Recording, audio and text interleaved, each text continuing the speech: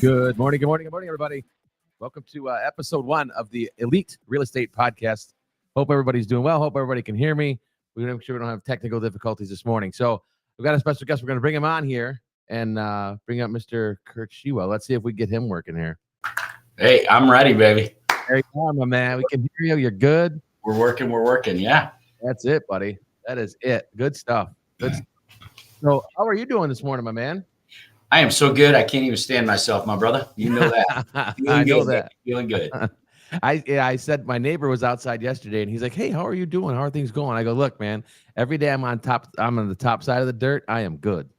That's it. We're looking up, always looking forward, never looking back. I took the rearview mirror, we threw it out because looking backwards, there's a whole lot of mess back there. So let's just keep moving forward, and life gets real good real fast. That's it, man. Nobody wants to go backwards. I want to go forward. That's why they said the windshield's bigger than the rearview mirror, right? Yeah, it is. Mm-hmm. Yeah. So, man, we got so much stuff to talk about, right? There's so much going on in real estate. Between the NAR stuff and the DOJ, and then the stuff that's changed here in Michigan here recently. Yeah. And just to get your thoughts on that, what are your thoughts so far on how everybody's handling it here in Michigan with and for those of you that don't know, that are listening or out of state, the Real Comp, our MLS has taken now our commissions are off the board, so you can't see them. Can't see them. That's exactly right. So, honestly, I don't. I think there's a whole lot of the agents are freaking out. Clients really aren't. Very few, and we do our coaching calls every morning, Jimmy, and we've got 120, 130 agents every day on these calls, yep. And we bring it up more than they ever do as far as having issues or anything. Now, what will happen? Everything moves forward on the 17th of next month, like they're saying, the August 17th date. Oh my gosh. Just get used to getting people to sign your agency agreements on the buy side. There's agents that are freaking out. Oh my God, buyers are never going to call you anymore. They're just going to call the listing agent. Well, they call signs all the time. But what happens is now they go online. So you need to have, I think, a little bit better online presence. I think you've got to make sure your message is clear, make sure that your marketing is stout, make sure it's very strong, it's very, very forward, and tell people straight out, hey, you need something? Call me. Here I am. I work with buyers. I work with sellers. I work with everybody. I help people buy. I help people sell, and really get the message out and make it clear that I can help you. I think what you're going to see is you're going to see the online agents who are really good online have probably out of the gate get a little bit more exposure, but I think it'll flood quickly, and I think it'll even it out. I don't see it changing much because let's be honest, it's somewhere in the 60% range of people who do business with real estate agents do business with real estate agents they know. So if you're really high on your sphere, they're going to call you and they're not going to know any difference. And if anything, if they're confused, they really have to call you. I mean, Jimmy, right. We joked about you, right? We just talked about this last week or earlier this week even. You've been building, growing, and creating a team, creating a business, the coaching platforms. You've been spending so much time there that you kind of tried to step outside of your production. And then what happened? You said, "Oh no, it's spring market. Oh, it's summer." And guess what? Everybody and their brother's calling you, and you're like, "Damn, I'm a real estate agent, overwhelmed." Yeah. Yeah, and that's funny. I meet with our agents on our team. We have monthly check-ins that I do with everybody, and those kind of things. And I know you do the same thing over there. But the funny thing is, like, every once in a while, it's the check-in of like, I'm feeling overwhelmed. I don't know what's going on, all these changes. And then when you sit down and just hash it out, there's not really that bad. It's in our mind, right? Just not. It is. It is. A lot of it's in our minds. We create our own nightmares. We say it all the time. We think clients know what we know. They don't. I mean, they're not even in the same realm, but because they said one thing that made you think that they know a little bit about something. I mean, we buy into it, and it's really the most difficult part as agents is getting out of your own way. It really is. Yeah, 100%. And it's funny because so with all these, I had an agent from a different brokerage call me yesterday, and he's promoting this. It's a different kind of system that they're adding an extra step to this whole thing, right? Because the agents, this is true. with the the compensation being taken off of real comp, he's like, I've fielded 50 calls on one listing today. Mm-hmm. And the first question is, are you giving commission to the buyer's agent? Are you giving commission to the buyer's agent? And he's like, we have to figure out a way to streamline this process. He's like, because I don't mind answering my phone, but that's the only question I'm getting. They're not even asking about the house. They're just calling and saying, are you giving commission? Like, are you giving the percentage away? Like, he's like, then they don't even ask about the house. Correct. I think what might be easier, what we found, I surveyed a room. I did a training just the other day, and there was, I think, 47 agents in the room. And I asked them all, do you guys pick up the phone and call people, or do you text people? Do you prefer people call you, or do you prefer people text you? Almost every single person said they prefer to get a text. I think it might be a little easier right now on these scenarios to just text the agent, just check in, commission, question mark, I've got a buyer, compensation, co-op, question mark. I mean, there's so many ways you can do it in like 2 words or less. You know what I mean? Yeah. What's the co-op percent, question mark, something like that. I mean, you should be able to do it. I think it'll be a little quicker, and that might streamline a little bit. Yeah.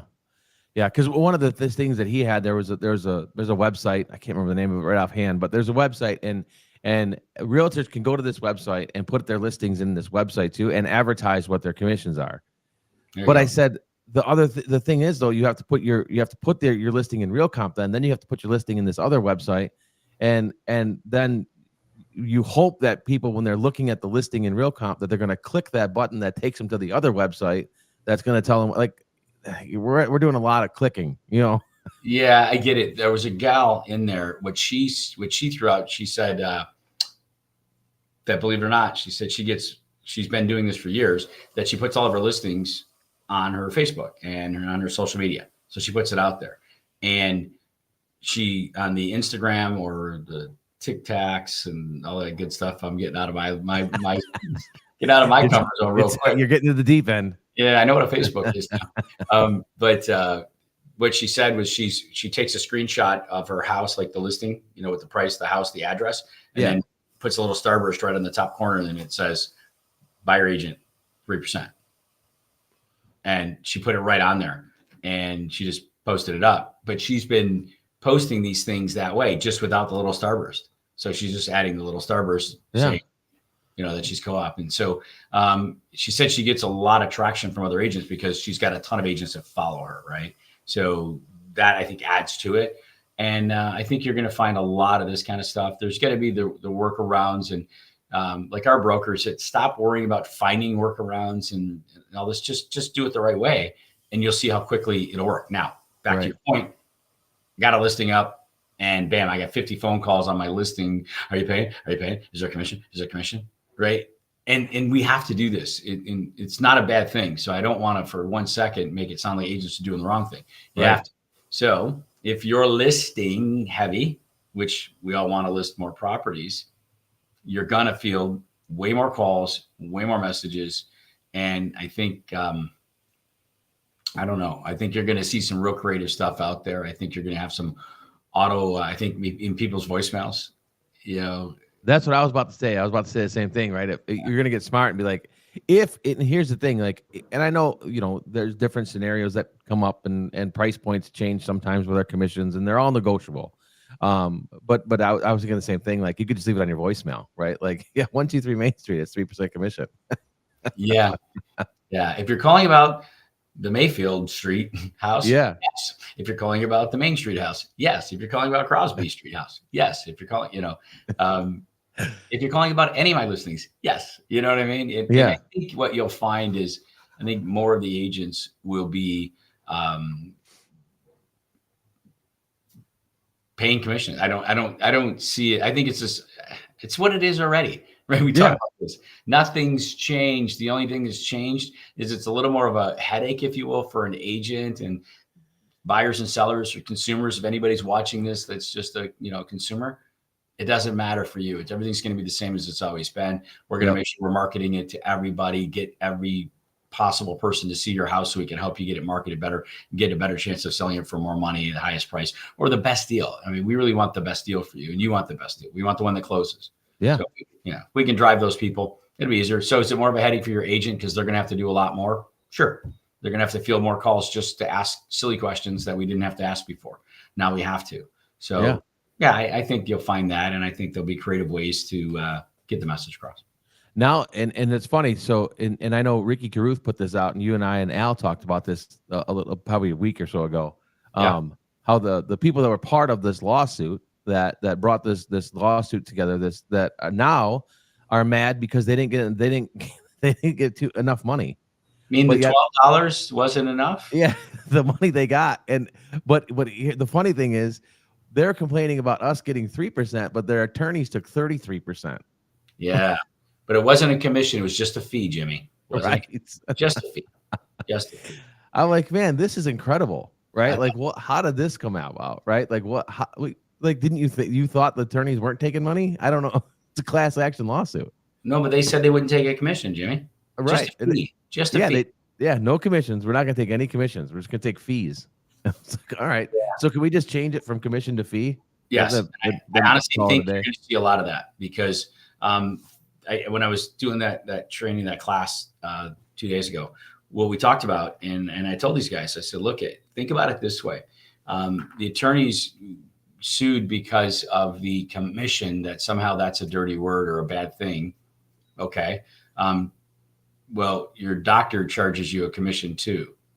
Right. But he calls it a fee. Okay. No, what do you mean, Kurt? No, I pay an office visit fee. Right. No matter what product you need, you've got the sniffles, you've got a sore throat, you got a sore arm, your knee hurts. You pay the same fee, the commission to the doctor, just to evaluate it. So it's an a la carte because the doctor says, oh, then you need these. Well, that'll be a charge of another $60. And then I want you to take these. Well, that'll be another $90. Oh, and I want you to come back for a checkup. That'll be another cha-ching. Oh, and I need you to go see my buddy because we refer people to each other. He's a specialist, and I want you to have that checked out because I want to give you the best service possible. And what do? Great. And we go and we go and we go. And the insurance pays a certain part of it, and cha-ching, out of your pocket, you pay the rest. So can you negotiate that? Shouldn't you be asking the doctor, well, hold on, how much are you making off of this before I agree to pay this office fee? Yeah. I mean, what kind of door are we trying to open here? Right? Because that's called Pandora's box door, right? That's not a pretty door. So what are we going to do? Walk into a car dealership and go, yeah, I love this car. Well, hold on.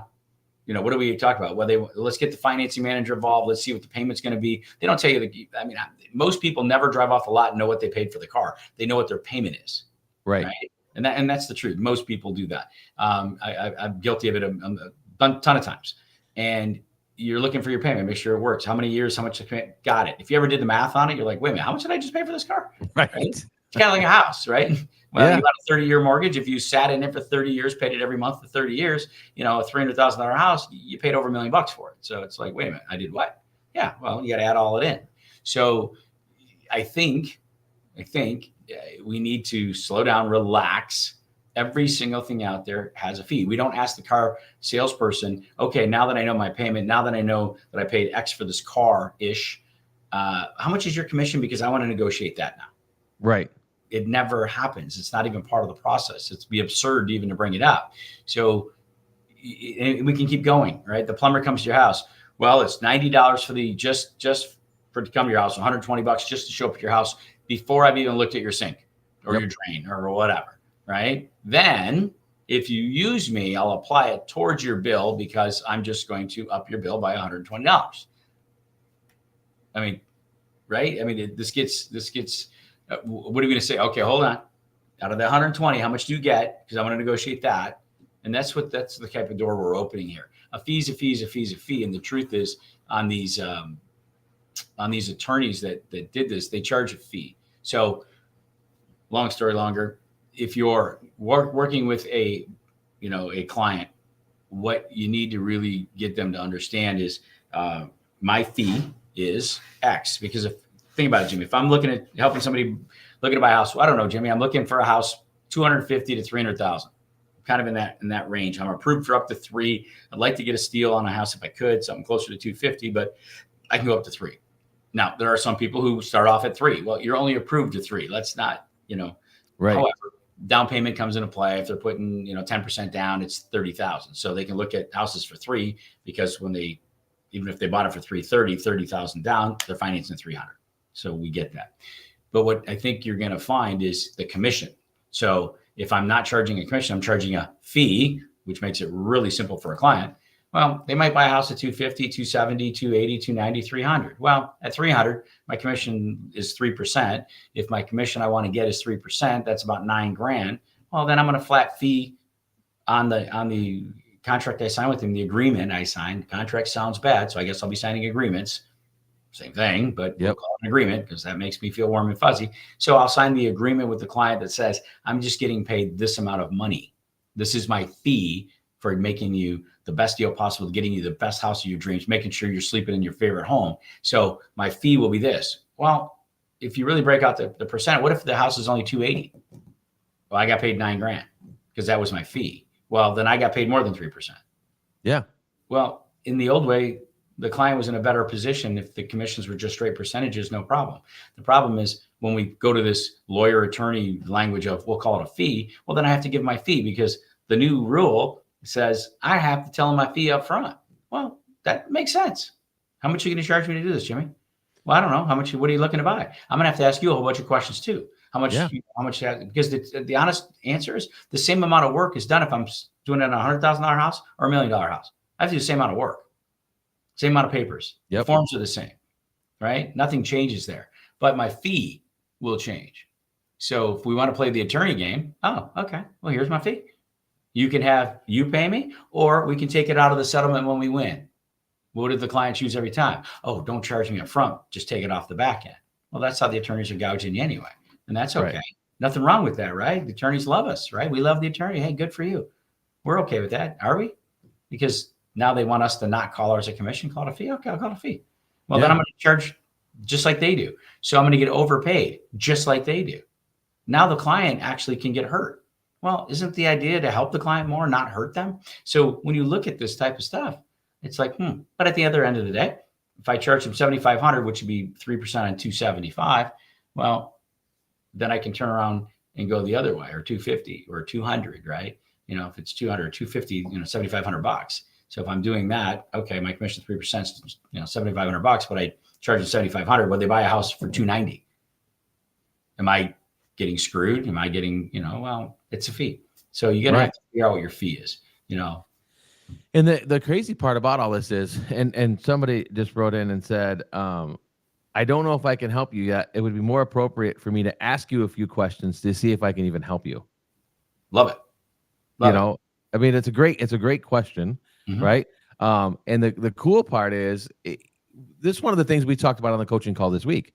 And it's one of the great things that Austin Chevron said was, you have to start treating your buyers like you do sellers.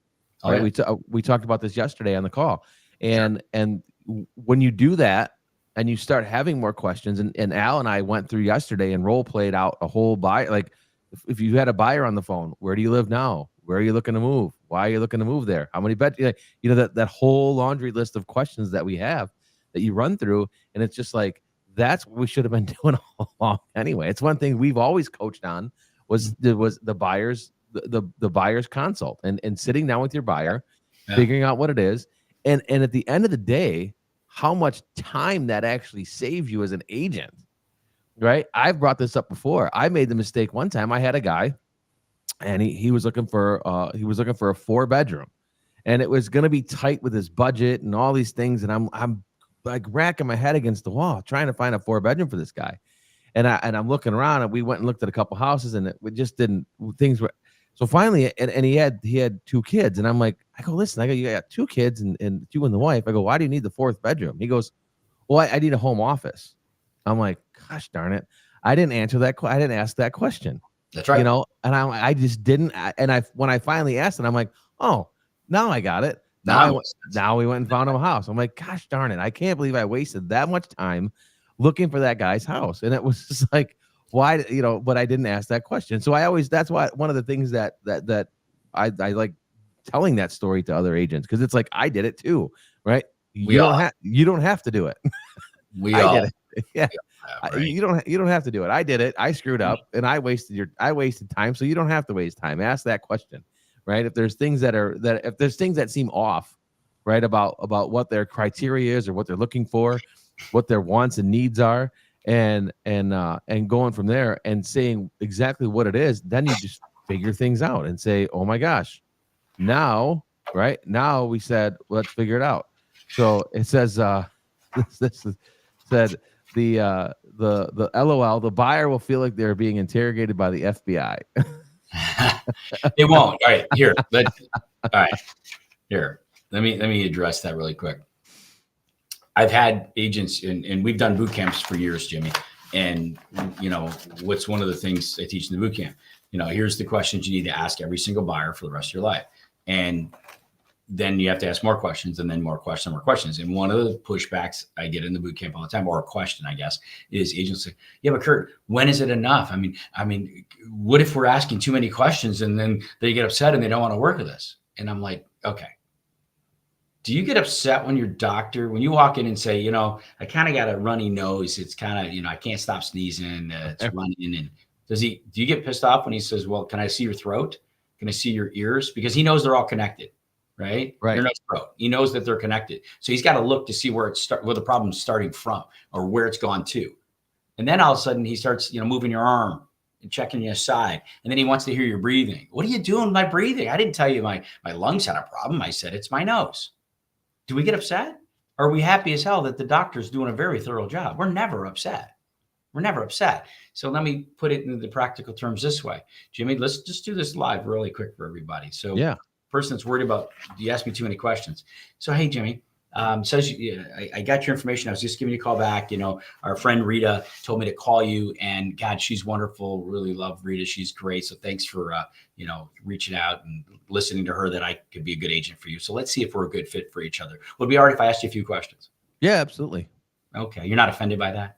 No, not offended at all. Oh, okay, good. Because I want to be able to help you the best I can. And I need to know a little bit more information to make sure that I can give you a thorough analysis of what it is that I can do to help you out. And if I can find that I have the ability to help you find exactly what you want, is that something you'd like me to do?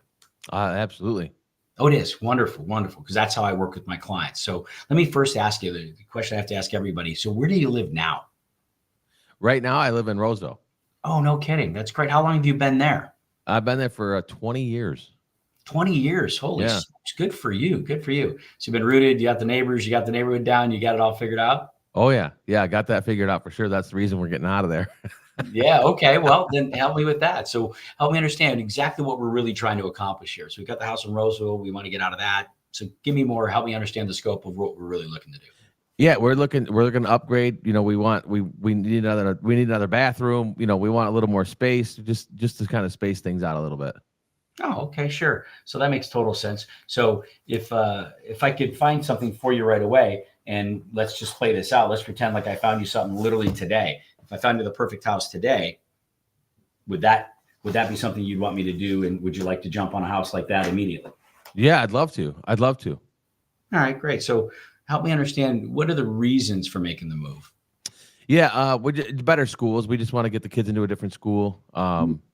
My youngest one, get him into a different school and do all those kind of things. So we've kind of looked in some areas that we looked at. We're looking like Washington Township and those kind of places. Okay, gotcha. How long have you been looking? Probably, my wife looks all the time. So she's always on Zillow, like typing her way, right? But probably seriously, probably like 30 days, maybe. Okay. So is that the timeline then? How soon you want to make this happen? About 30 days or less? Yeah, if we could, we're in the middle of July now. If we could get in by school year, it'd be awesome. Gotcha. So have you been looking at different websites and then to find the properties? Yeah, just bouncing around. Zillow mostly is where we've been at. I know that's where everybody probably goes. Yeah, of course. Yeah, normal. How's it been going so far? There's a lot, and then I get a lot of random phone calls afterwards. So it's it's a little bothersome just because there's so many people calling me. Sure, of course. So tell me what hasn't worked for you in this home buying process. What hasn't worked is all these agents calling me. Sometimes I just want to go shop around. Like, the wife's looking on there, and then all of a sudden we get bombarded by all these phone calls. Sure. Is that hey, I'm just looking. Please stop. Yeah, for sure.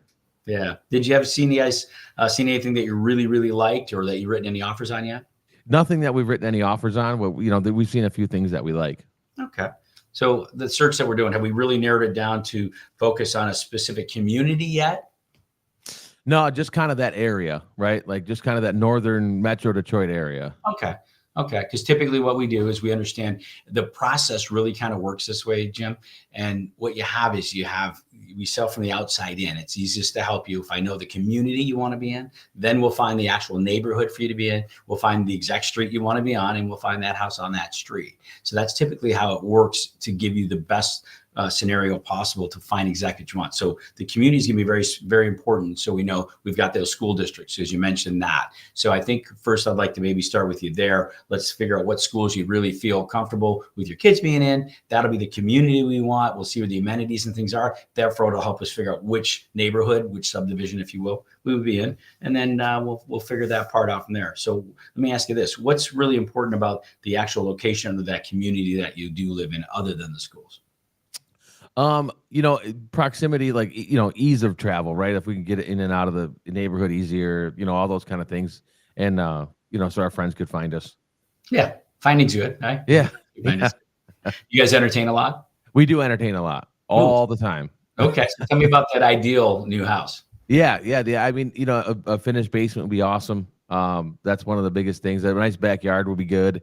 Those kind of things. And if I got to tell you, like, I've talked to a couple of agents and you're the only one that's asked me this many questions.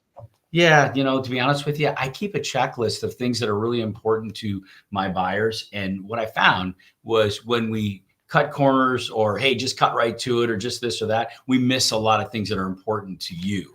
And the last thing I want you to ever think that this is about me, because the truth is I'm not living in the house. You are. So my job is to help you find the perfect house for you.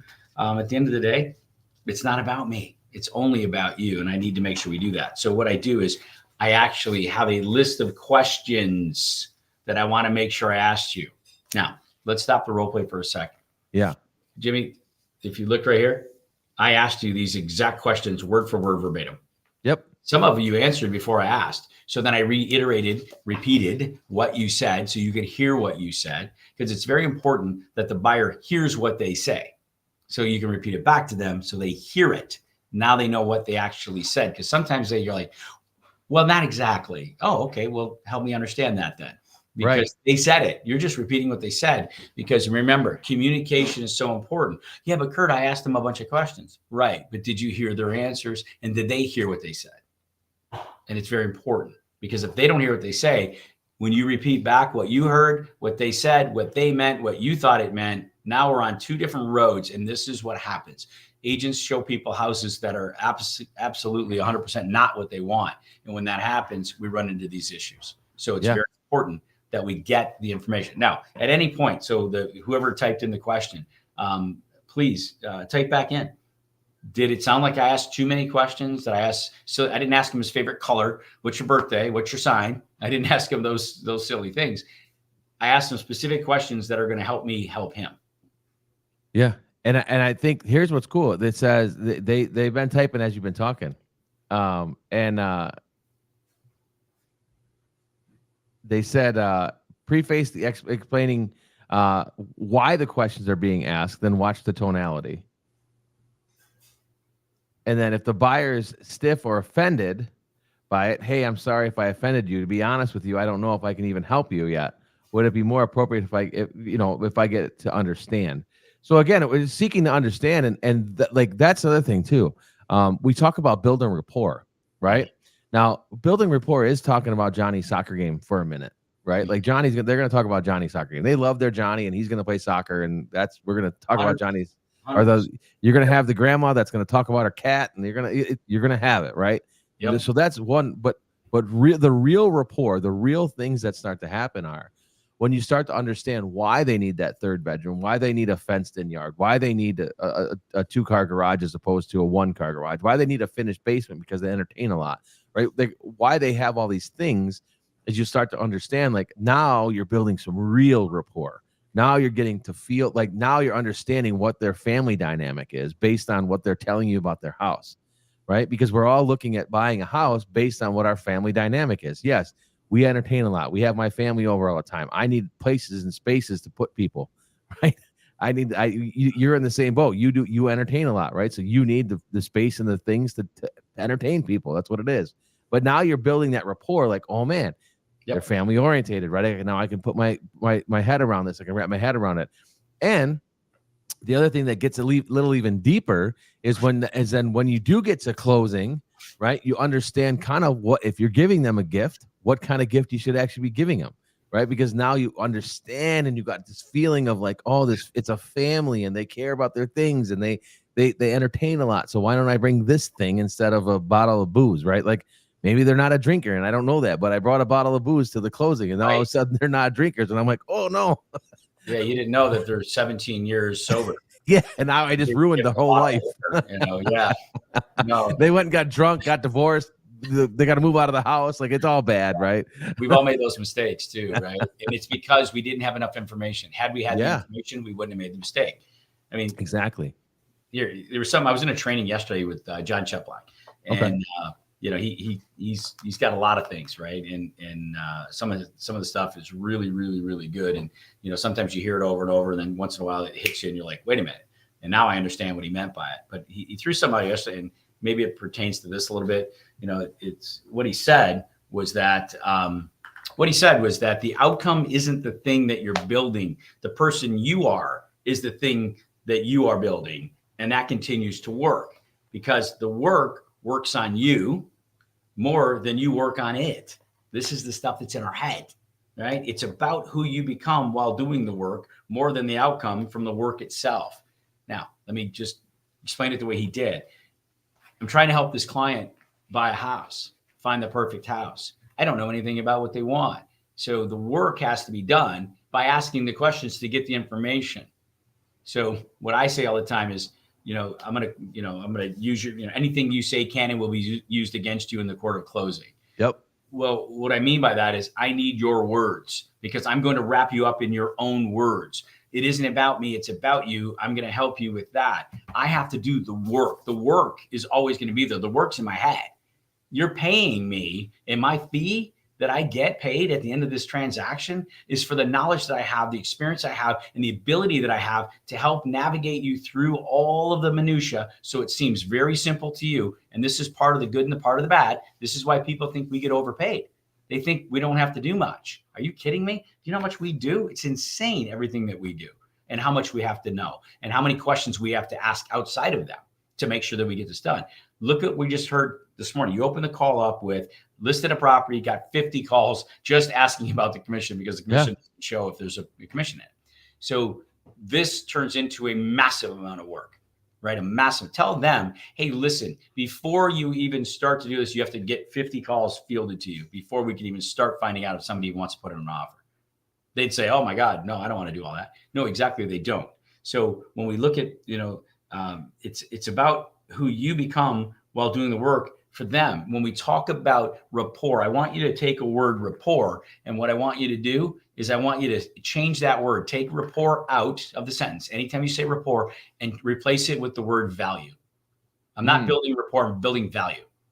The value I provide them is what they want. They don't want to be my friend. Maybe when this is all done, oh my God, we're going to hug. And oh my God, we're going to become besties and we're going to be friends. And they're going to invite me to their housewarming party. And I'm going to show up and I'm going to bring another bottle of wine that they don't drink. And I'm going to come with whatever, right? The point is, if you want to be their friend, I want to be their friend at the closing table. Because that's when I want to make damn sure that I've gotten referrals from them. And hopefully I've already got them beforehand because I got the value to them so high that they believe that they can never or should never have bought a house or sold a house without me. Anything real estate related, they should be thinking you. If they're not thinking you, you're not building enough value. That's the rapport. I don't need them to like me and, oh my God, I want to be your bestie friend. I want them to like me, that I am the best agent for them, that I can provide this service for them. I can take care of them. I can help them, and I can get them across the finish line with the least amount of headaches, making them feel so good about this whole transaction that the experience was phenomenal. That's your job. That's your goal. That's the rapport you want. That's it. That's it, man. And we've talked to enough agents, like, if you build enough value and you do enough for them and you're getting them in the right thing and they understand, no one ever brings up the commission thing ever. No. Ever. No one ever says anything, right? And I always said this too, like some of the doctors that I've had that are the best doctors that I've had have terrible bedside manner. Right? They just come in, do their job, tell you what you need to do. Here's what you have to do. Here's why you have to do it. I'm going to take care of you. We're going to fix it. It's going to be great when you're done. You have to do A, B, and C. I'm not going to stick around for you. You're going to have to put the work in. Here's the stuff. Boom, bing, bang. I'm done. I'm out. And I'm like, perfect. Now I know exactly what to do. Right? It wasn't all lovey and huggy. And it was like, here's what you need to do. Here's what's going to happen. Here's how it's going to work. And at the end of the day, you're going to be happy. Okay. Yeah. No, it's exactly right. Think about this. And it's about expectations. Yeah. It's always about expectations. So let me say it to you this way, Jim. You have to learn, no one is ever going to let you down. Your expectation of them is what will let you down. Yes. You didn't let them down. I got them across the closing table and made this happen. And there was so much hair on this thing, so many phone calls, so many fights, so many crazy things. I made it happen. The problem wasn't me getting the job done. The problem was their expectation of how the experience was supposed to go. Exactly. That's what let them down. And you're leaving the closing table, getting a nice fee. And at the same time, they got keys to a house to fulfill their dreams. And they're going to be so happy and life is going to be so good for them. But yet you walked away from the table. They don't like you. You didn't feel good about it. You got the heebie-jeebies from them because they're like so mad at you and you can feel it. The tension's there, all these things. It wasn't that you let them down. The expectation they had of you let them down. Yes. Because you didn't talk to them enough, communicate well enough, make sure that they understood enough. The expectation levels were not set properly. And that's because you didn't ask enough questions. That's it. It's that simple. It's not more difficult. It's not easy, but it's simple. Yeah. Yeah. And it's asking questions and along the way, right? And I've said this a lot of times, and I know everybody has probably heard me say this at one point or another, but it's like the haunted house theory, right? If I go through a haunted house and I come out and I tell you all the bad things that are going to happen along the way, then when you go through the haunted house, it's not so scary. And some things may not happen that happened to me, but I'm going to warn you about them because the potential is there that could happen. So now you're going to go through the same. So it's the same thing as buying a house. Here's what's going to happen. Here's how it's going to go. We're going to write an offer. If it gets accepted, great. We're still going to have some negotiation in there. Then we're going to have to do an inspection, right? Then after the inspection, we're going to have to probably do some negotiating again. We're going to do some work on that. Then after that, right, as long as everything goes smoothly with that, then we're going to have to move to appraisal. It could get sticky after appraisal, right? We don't know yet, but it could. I just had one. It just happened to me. It could get sticky after appraisal. And if they're like, and they're going to ask questions back. They're going to be like, what do you mean? Well, depending on what the bank wants to do and how much they want to finance. Now, the bank's only going to finance what they're going to finance. Now, if it comes back short or more, we want it to come back more. If we're on the buy side, it'll be great, right? You get equity right away and explain that. And then at the end, and then between then and closing, we're going to have to along the way. And then if nothing happens, perfect.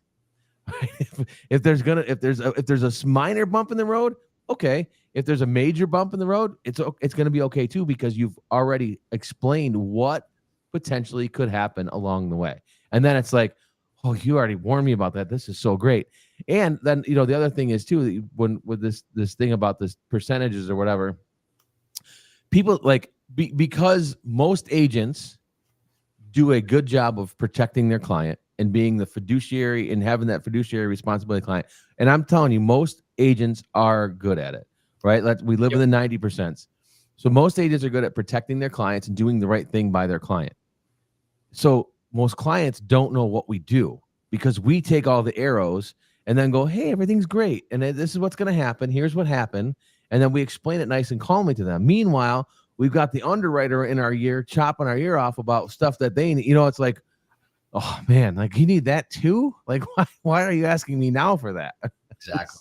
So, but 90% of agents do a good job of protecting their clients. So I think the clients don't understand what we go through because we do a good job of protecting our clients and not showing them all the things that we go through.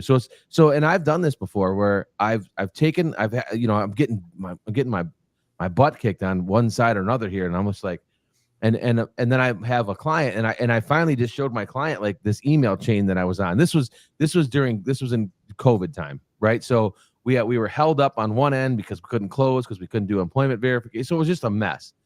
So finally, I just sent him the email chain that I was on, that I was responding to on the phone and doing all the things. And he was like, "Oh my gosh, I can't believe you're doing all this." I'm like, "I'm trying to save your house, man." Like, exactly. You wanted to buy this house. I'm trying to save it. We were quarantined, and my wife said to me, "I think I've seen you less since we've been quarantined." And I'm like, "Yeah, because I'm in the basement trying to hold 6 deals together." Like, I'm like a mushroom down here trying to just hold deals together and get things moving. But finally I just showed him. I'm like, "Look, man, here's what I've been doing. Like, here's what's been going on. Here's what's happening. Here's what we're doing." I'm talking to the people of not even the house you're buying. It's the house that they're buying. Right. Yes. So I'm even reaching out 3 people ahead going, "Hey man, look, we're going to be good. Just give us a minute." Right. Yeah, And so, exactly. so most of them don't know what we do. And that's where it comes in of like, "Well, you guys make 3% and that's probably too much." It's like, well, it's not too much because we do a lot. We do a lot of things. There's a lot, and and I think that's the general population, the general public doesn't get what we do. You don't. The assumption, I think a lot of times is like, "Well, you guys work," it's like, "Yeah, but I don't get paid an hourly rate here. I don't get paid. I don't get, because I come in the office at 8 o'clock in the morning and hit the phones at 8:30. I don't start getting paid right then. I don't Nope. get paid for 30, 60, 90 days after that." So yeah, do you have the potential to make a lot of money in this business? You do, but not for lack of effort, right? Not for lack of effort. And again, I believe, the community and us being realtors, and we do have to look out for one another. And again, I believe, 90% of realtors are good realtors, and they are trying to do the right thing, right? Now, whether they make, and we all make mistakes, so it is what it is. Sure. But I believe that most agents, but again, I'm an optimist, so maybe I just believe that 90% of our society is good too, right? Like, You're a crazy man. No, yeah, but exactly right, Jimmy. Here, like we have, have these little things, right? These are like, here's 50, what is it, 55 different things, tasks that we do, right? Yep.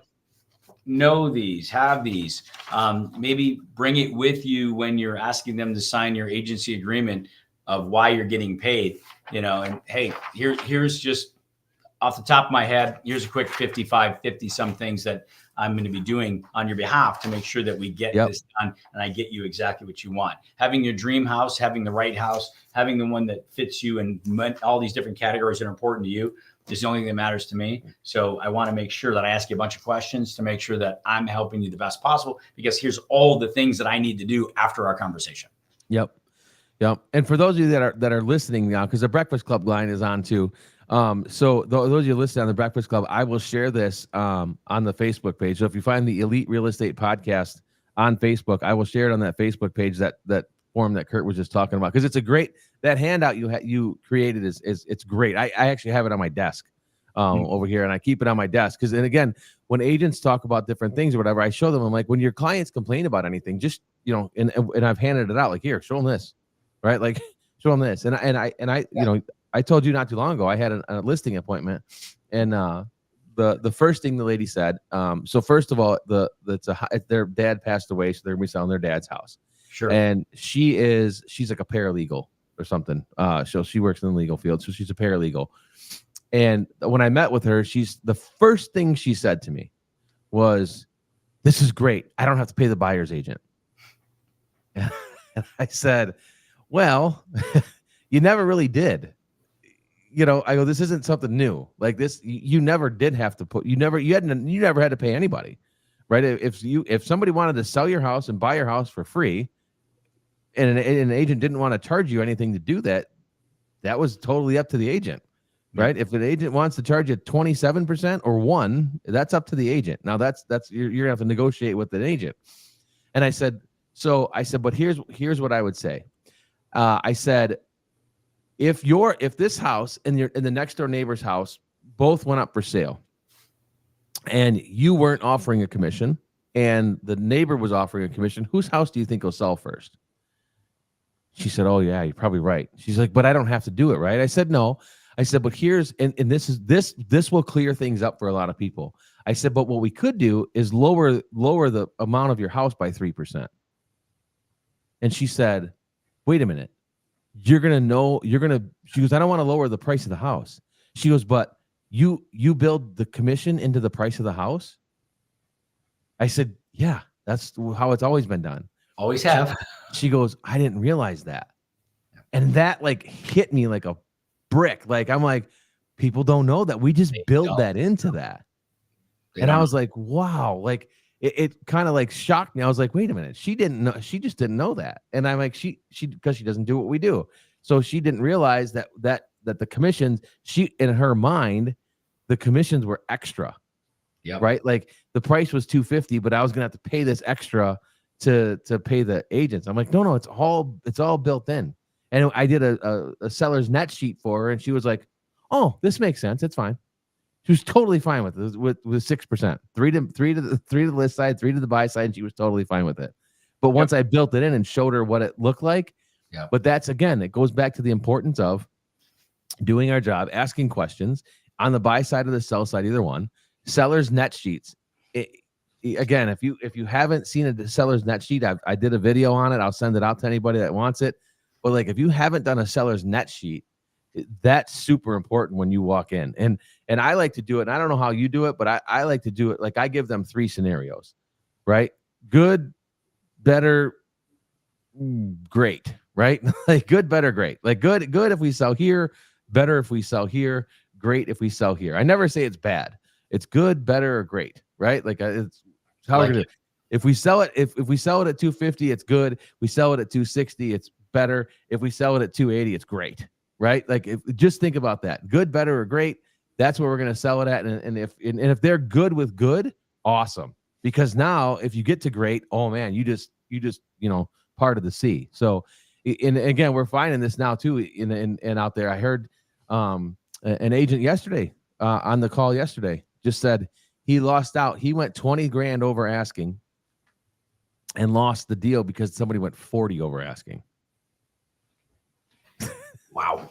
This is so we're still in it, man. It is. And it's all about pricing it right and the strategies behind it. But we're really staying hyper focused on the buy side. I mean, think about this. What you just said, somebody paid $40,000 over asking. Well, what was that house worth, Jimmy? It's worth whatever the heck they're willing to pay. Whatever they're going to pay for it.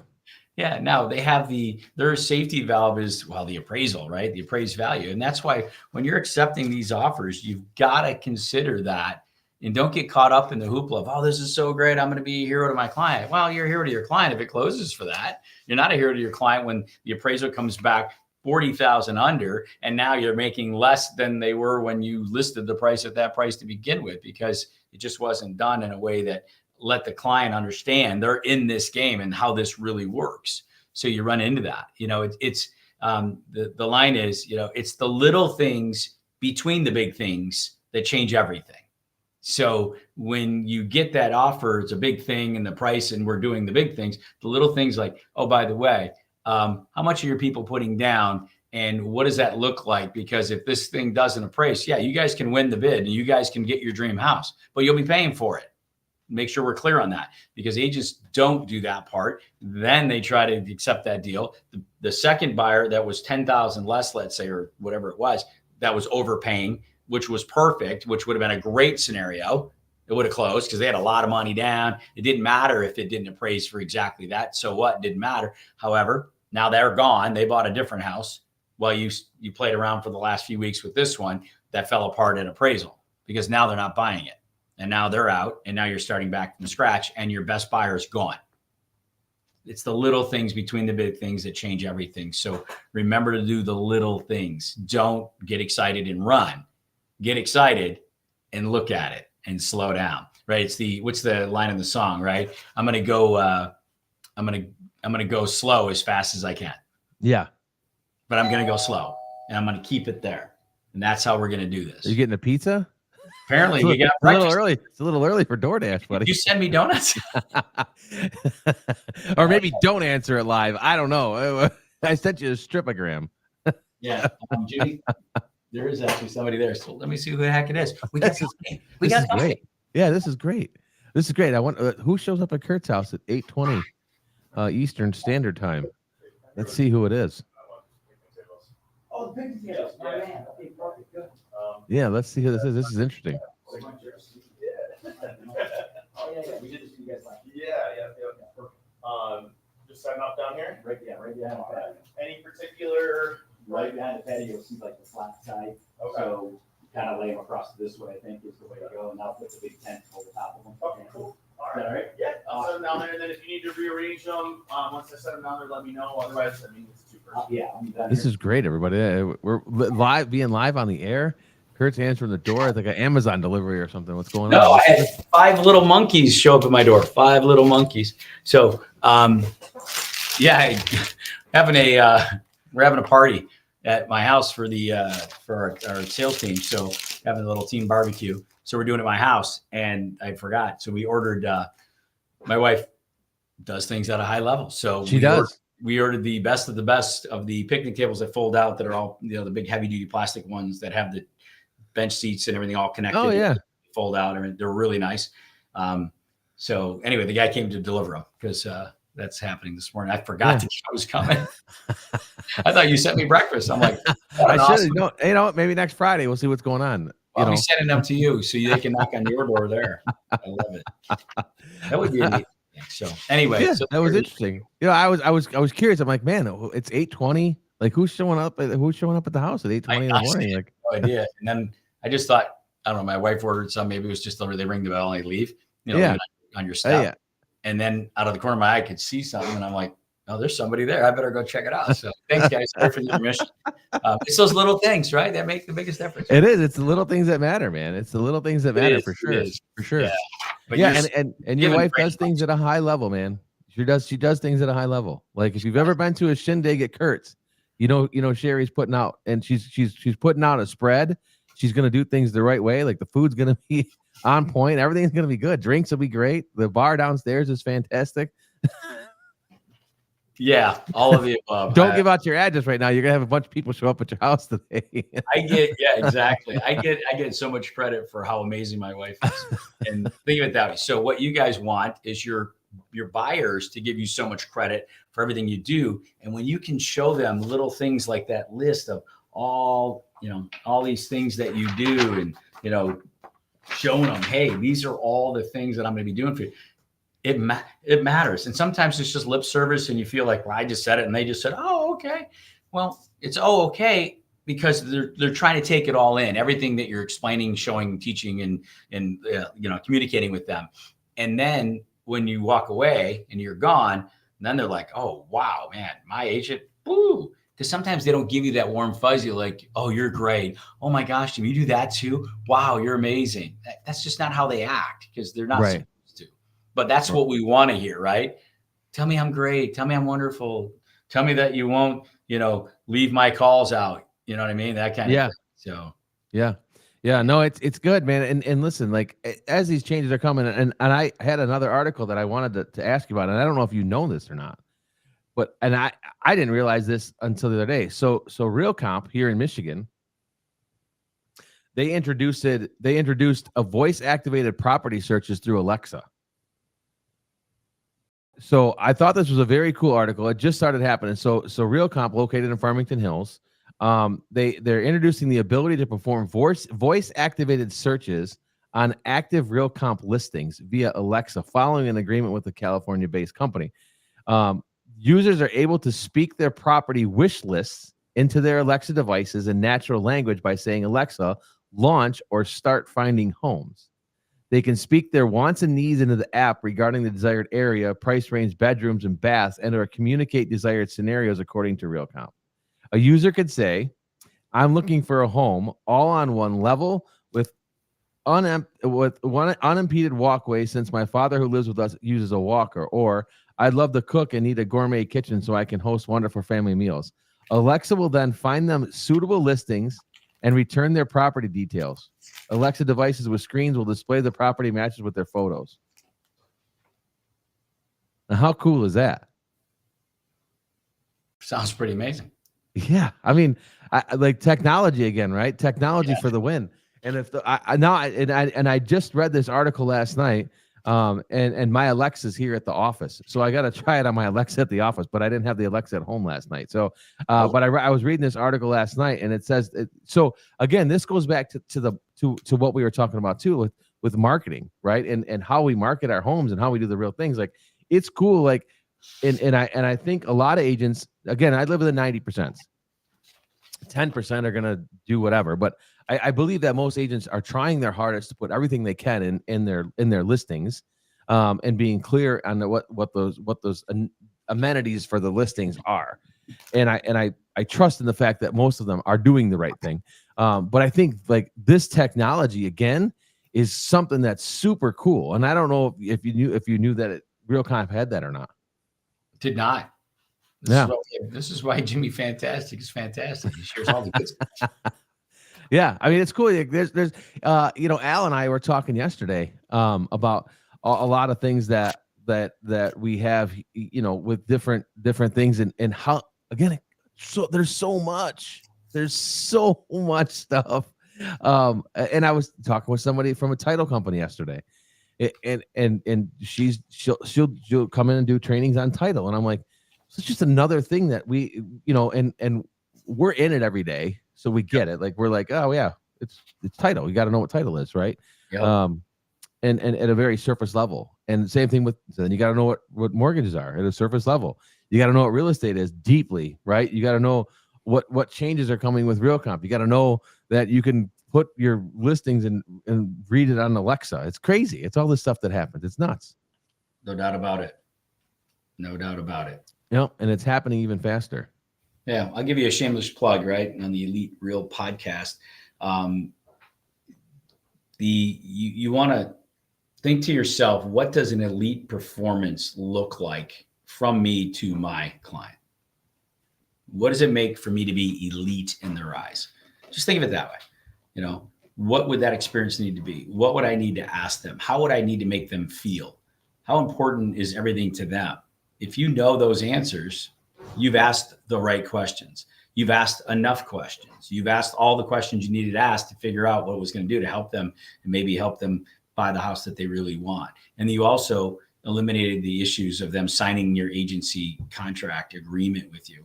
I would stop calling it a contract. I'd call it an agreement.